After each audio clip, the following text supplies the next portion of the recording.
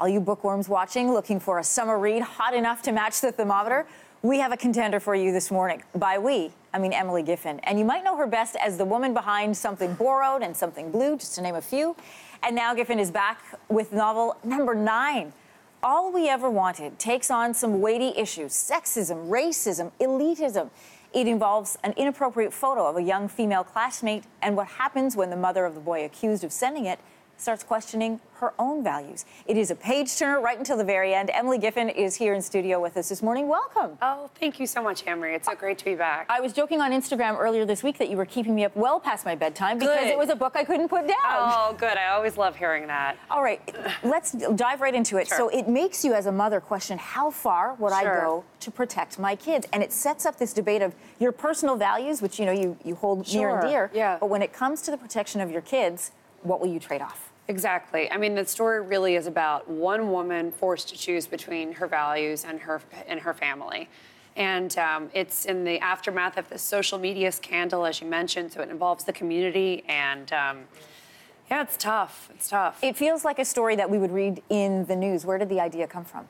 You know, initially, I really just wanted to tell a story about this one person and their own little world, and it didn't come from any place. But as I wrote, I think these issues of classism, sexism, elitism seep their way into the book because they've been such a part of the national conversation, international conversation.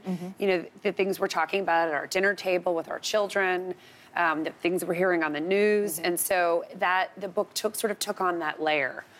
In your previous books, when you were writing from a certain social class perspective, it was the fun of being part of that class, of learning and of figuring it all out. But in this book, it takes a hard look at what does class and privilege versus entitlement mean, and how does that play out in our real world? For sure, for sure. You know, when does privilege morph into entitlement is so fascinating to me.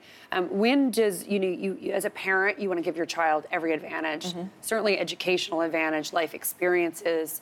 You want their life to be, as without conflict as you possibly can make it. If someone hurts their feelings, you want to fix it. If they get a bad grade, let's talk to the teacher.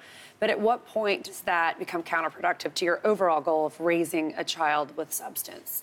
And does it erode their character if you pave the way too much for them? You're also writing in 3 voices. Single dad. That's the first time I've done that. Yeah, a mom and a teenage girl. What was that like?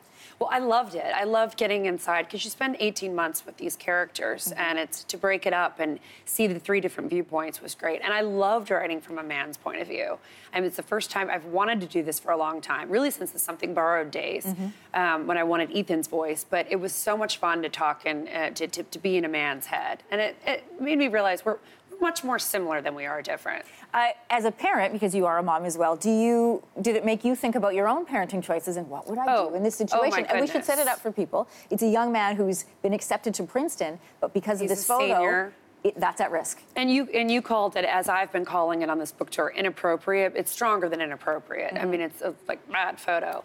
But the reaction to the 2 parents, his mother versus his father. His father wants to kind of make it go away, Yeah. And the mother is really like, wait, we have to, there have to be consequences for this, which is, I think, really tough. And it tapped into so many of my fears. I have twin 14-year-old boys. They're going to be in high school next year. I have an 11-year-old girl. So in thinking about how to raise sons, quality and substance, who would never take a picture like that, beyond the fact that it was racist and sexist, it's just mean-spirited. And so then there's that whole element of thinking, what if my kid did this? You'd want to mitigate the punishment, but at the same time, what does that do? What does that do for when he goes off to college? There was a similar debate in Canada when there was a group of young men from a university. Some similar things had been placed out online. The school punished them. And that debate started in this country about, what kind of punishment? How far should someone be punished?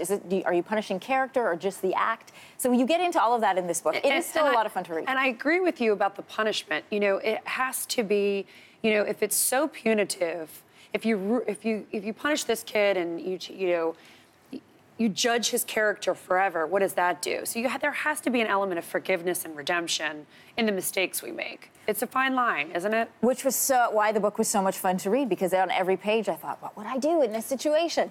Anyway, thanks so much for being here. Well, I'm a big fan, so it was a real treat to meet you this morning. Thank you. It's always great to be back in Canada.